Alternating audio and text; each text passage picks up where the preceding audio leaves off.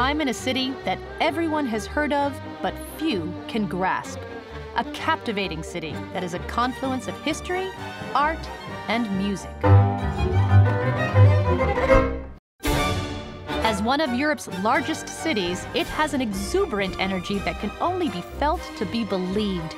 A powerhouse of grand experiences that range from the worldly to the local, from the deeply emotional to shared joy. I'm in Budapest, Hungary. Hi, I'm Samantha Brown, and I have been traveling the globe for 25 years. Here's a great episode of my Emmy Award-winning travel series, Places to Love. Like and subscribe to join me on my adventures. Let's go. In order to get to my first destination in Budapest, I'm taking the city's funicular railway, which has been in service since 1870.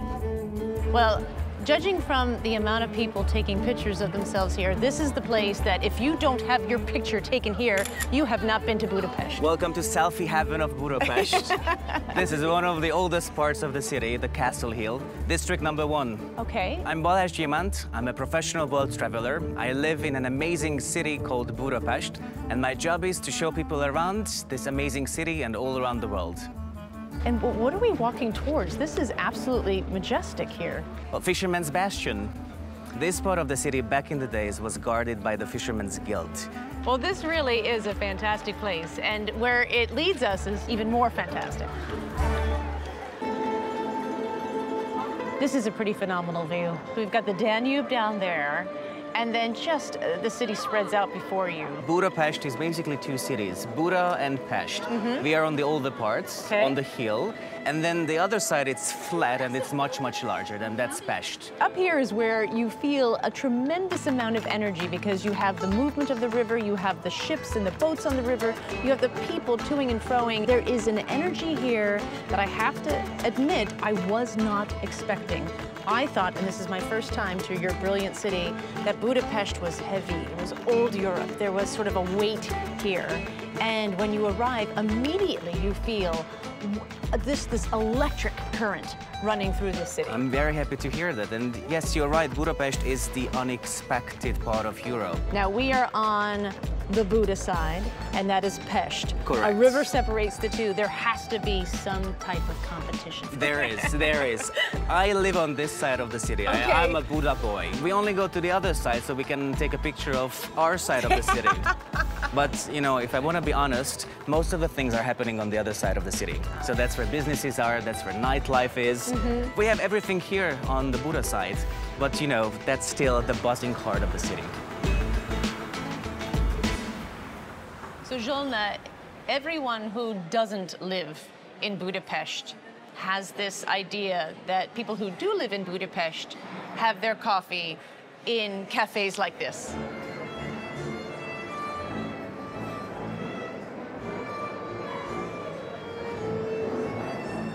Every single day. No, wow.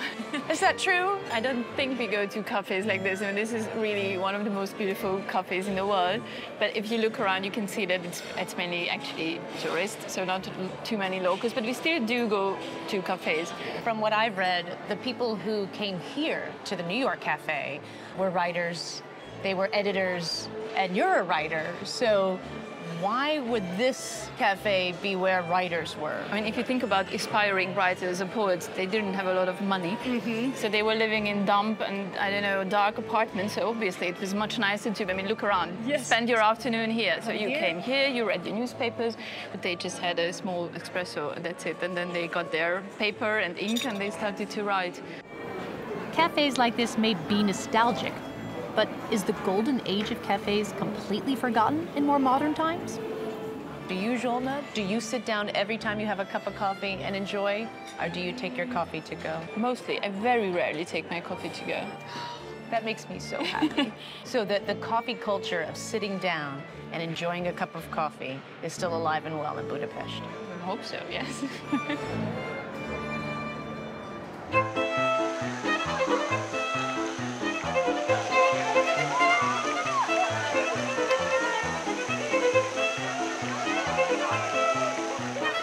The legendary baths of Budapest are where the locals come to find their bliss. And so it is only right and culturally appropriate that we join them. And even though you see everyone is having a great time, it's an important distinction. This is not a pool of overly chlorinated water. This water is coming up 4,000 feet from deep within the earth. And when it gets to the surface, it's like 180 degrees Fahrenheit. And they've got to cool it down to what it is now, which is a lovely 85 degrees. And speaking of the water, it is just filled with wonderful minerals that make your body and your aching bones and muscles feel so good. So even though you're seeing joy, you're feeling it, this is completely medicinal. Szechenyi is called the palace, and it feels like one. You move from room to room encountering different pools, 21 in all, with varying water temperatures. It's very easy to spend the entire day here. And here in Hungary, it could be just what the doctor ordered. If there's one word I could use to describe Budapest, I could only use one, I would use the word intriguing. And if there is one building that represents that intrigue, it is the Parliament building. I appreciate it. I feel the same. Actually, I fell in love with this building when I was a child, and I'm so happy I can work here now. The Hungarian Parliament used to be comprised of two houses, and András Lukács's tour of the building is especially impressive in the areas where the lords in the upper house worked. Today, there's only one house, and this room is still where the members of Parliament vote. You know, and you see it from the outside, and it takes your breath away, and it's so nice to know that inside too, right? It's just as magnificent. This is the main staircase, at the bottom of which is the main entrance that you might have seen from outside. That's the one with those two bronze lions. That's right? the main entrance. Yeah. This is the front door. Basically, yeah. I mean, this really says we are an important country. That was the main goal, actually. Okay. The architect wanted to show how rich the history of the architecture here in this country is. And that's why you can see really different styles. So the Parliament building is over 100 years old? Yeah, it was built between 1885 and 1904. And yet it represents the entire history of Hungary, correct? Yeah, you can say so. This was once a kingdom before it was a country. Yes, this kingdom was founded in 1000, and the last king was crowned in 1916. And quite unbelievably, the coronation regalia for all those kings, the crown, the orb, the scepter, are here. So they are the crown guards. Their task is to protect the coronation regalia, and they are changing every hour. The coronation regalia are always protected. So the coronation regalia, in the very middle of the whole building, that's the Holy Crown. All Hungarian kings, all of them, had to be crowned with this crown here to become official, legitimate kings of the country. It's the most important relic here in the country. Is this something that's still really important to the Hungarian people, that you have this crown that was laid on the heads of 50 kings? As people say, the crown embodies the power that used to belong to those kings in those times, and nowadays the very same power is supposed to belong to the people, right? And people are represented by the members of the Parliament, so the right place for the Holy Crown is the Parliament. One of the surprises of Budapest is that it is an opulent European capital that is actually quite affordable. The higher-end experiences become attainable. One way to make a fine meal less expensive is having it at lunch. I joined Balazs at a restaurant that is creating their own modern style for a timeless cuisine. You know, these are the food that you usually have at a traditional setting, at a countryside house. Your grandmother is making these, or you buy these at the market. And sitting here at a Michelin-star restaurant and seeing these traditional dishes in a whole new form, it takes my breath away. This is called a langos. A langos. It's fried dough. It's fried dough. Right. That's what you get at the market. Yes. And you put a little garlic on it, and you put cheese and sour cream, and that's the traditional way, and it's extremely inexpensive. Now, seeing this in that tiny little one bite size, it's amazing. To your health. Cheers. Cheers.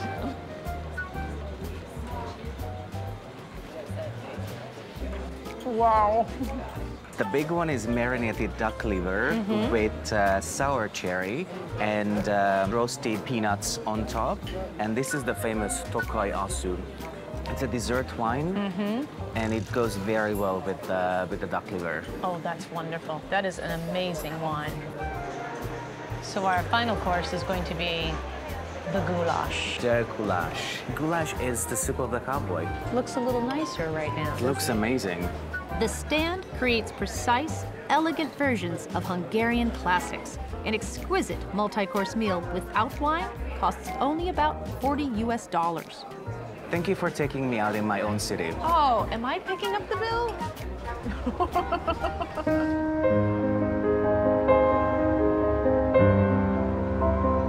We are at the Franz Liszt Music Academy. He was not just one of the greatest Hungarian composers and musicians, he was the founder of the academy.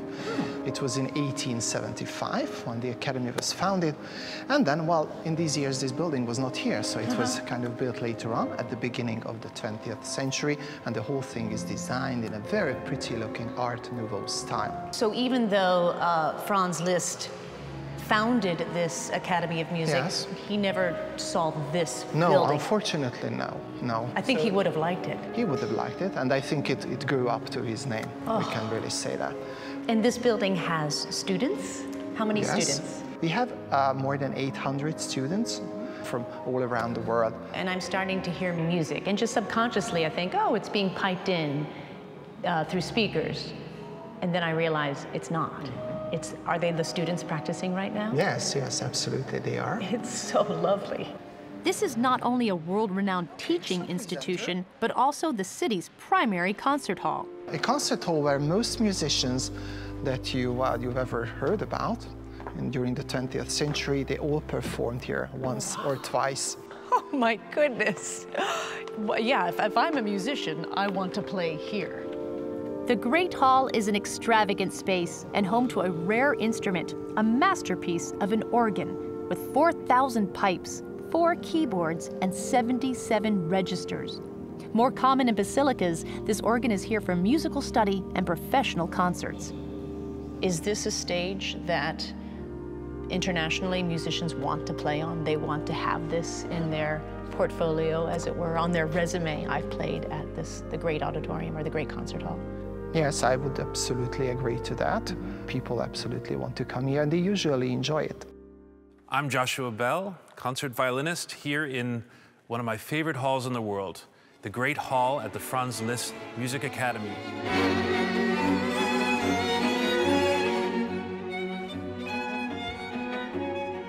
This space here, to me, just exudes classical music. I feel like the space itself is a warm-up band for the audience. We are already in the mood to hear great music. As a musician, does it do the same thing? Emotionally, are you reactive to a space like this? Well, absolutely. I mean, when you hear music here or play music, it doesn't feel like it's a museum piece. You know, the approach to classical music isn't something that's sort of historical. It just feels alive. You feel like when you're playing Brahms here, you feel like it could have been playing Brahms during his lifetime. The audience here is one of the best audiences in the world in Hungary. I mean, they seem to hang on every note. They seem to get it. They're inside it. They're here for the music, not for some social reasons or whatever. They're really here to enjoy music, and you feel it, so it makes you want to play better. Even the way they applaud I think would surprise some people who are not used to it. I don't know how it starts, but somehow they start clapping in unison, and it accelerates, and it's exciting to be in the audience. I was at a concert in the smaller hall last night, and the audience started doing that. As an audience member, you get excited by that. You feel like you're part of something really special. And that's why partaking in hearing music, listening to music is so important when we travel. I feel like food really takes all of our attention when we travel now, because as a traveler, you're like, I'm going to go outside my comfort zone. I'm going to taste the food that they make. Do you wish that more people would have that approach with music? Well, yeah, I think I certainly do that with music, and I know many people who when they travel, that's the first thing on their mind is listening to local music. In Hungary, you have the Gypsy tradition, so that's something I like to do as a classical artist, to go to a bar where they feature Gypsy music, which has a long tradition in this country, which for me is awesome and inspiring. So it sounds like with, approaching a destination in the same way we approach food with music is to enjoy sort of the five-star meal like we would here at the Franz Liszt Grand Concert Hall, and then go to the streets and have great street food. Yes, exactly, exactly. Music plays a huge part in a trip to Budapest. There's even a hotel dedicated to all forms of it. The Aria Hotel offers the crescendo that makes the end of a day a finale. This is the panoramic terrace, and if the beauty of Budapest sweeps you off your feet, this is where it carries you away, and you feel like you are floating above the most magical city you have ever been to. From here you can see the steeples and the domes and the hills and the red roofs and, oh my goodness, St. Stephen's Basilica. This is just a magical view.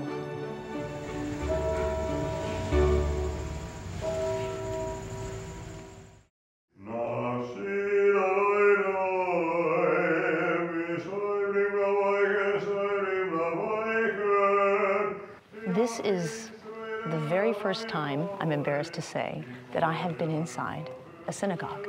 I've been in cathedrals and I've been in temples all over Asia, mosques. This is the first time, and I have to say, I'm very surprised. It's not what I expected. It looks oddly familiar in terms of... You know, it's 3 in 1. Okay. It's a synagogue, a cathedral, and a mosque. Oh, okay. Now I'm completely confused. I'm Robert Fröhlich. I'm the chief rabbi of this wonderful synagogue, the Dohány Street Synagogue, which is the symbol of the Hungarian Jews since 1859. The guy who made the blueprints of the synagogue, he was a Christian guy. Okay. Of course. And he wanted to show the roots of Judaism from the East. So, when you see the synagogue, all the architecture, these arcs, the whole interior, the colors, these are the Moorish style. The building itself, it's a cathedral. It's not like a Jewish synagogue. The 2 pulpits there, you see, these are in a church. Exactly. Not in the synagogue. But we have the ark here, we have the Torah reading table, which is a part of the synagogue. Okay.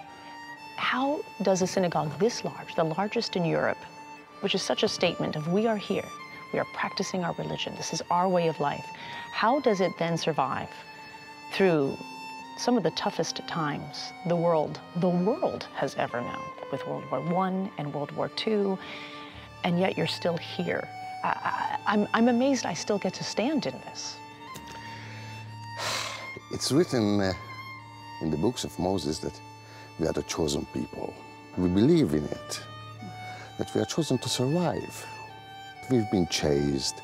They wanted to destroy us, to kill us, to raise us from the earth. We are still here. I would like to say something about the cemetery, which is next to the synagogue, because it's very unusual to have a cemetery next to a synagogue. During the World War II, the Budapest ghetto was located here. 4 blocks only, as a square. 70,000 people were forced in this very, very small area. The people who died in the ghetto could not be taken to the Jewish cemetery, which was the other part of the city. It's about 2,500 people buried here. How many? 2,500. Oh my goodness. There are 22 mass graves here. And let me mention this column. We found the original plaques the survivors put here for the memory of their martyrs who died here in the ghetto. We found that white plaque, and in 2 words, it shows all the cruelty of the World War II, of the Holocaust, to mom, her kids.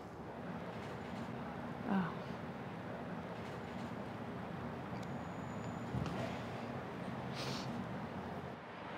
But this is why it's important that we travel and we come to other places of worship and we understand what happened in the past because of what's happening now, right? Yep. I mean, We are in a place now where we can't look at this and say that hatred is gone. No one feels this hatred that caused this. We can't say that, and that's sad. Fortunately, we can't. Right. A lot of us come to understand the past by coming to your synagogue. What is the synagogue's mission presently and for the future? Well, you know, we are the link. The link. The link between the past and the future. The Jews don't use the phrase carpe diem. Okay, no seize the day. No. We live in the eternity. Live in the eternity.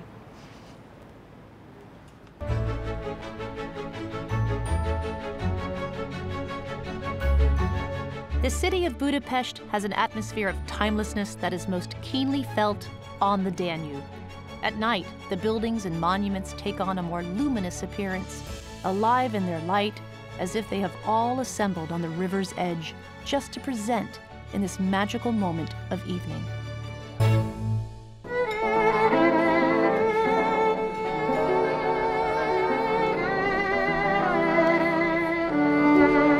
Adding to the magic, I'm here during the Gala Festival Academy Budapest, and at Joshua Bell's recommendation, I'm joining him and his friend, the legendary violinist Barnabas Kelemen, to hear some authentic Gypsy music.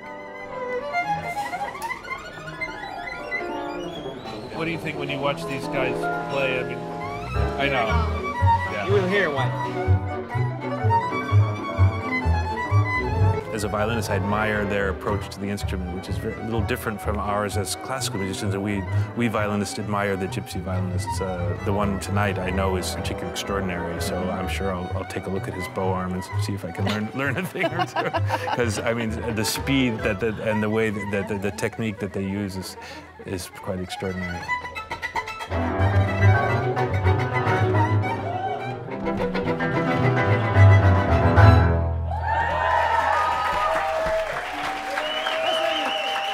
Are you going to get up and play tonight? Oh, good. Just a little more inspiration. Okay, here.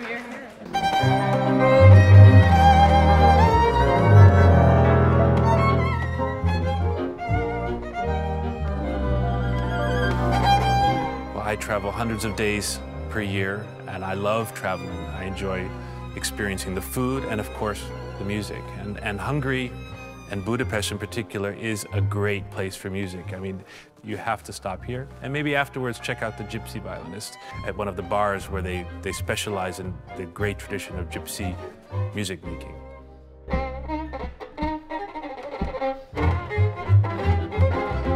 If you want to explore a city which is still unexpected and unexplored, Budapest is the right place to go. So if somebody wants to feel the borderline of East and West, Eastern Europe and Western Europe, if somebody wants to feel the spatial air of a city which is more than 1,000 years old, visit here. This is when we share a love of travel. And that's why Budapest, Hungary is a place to love.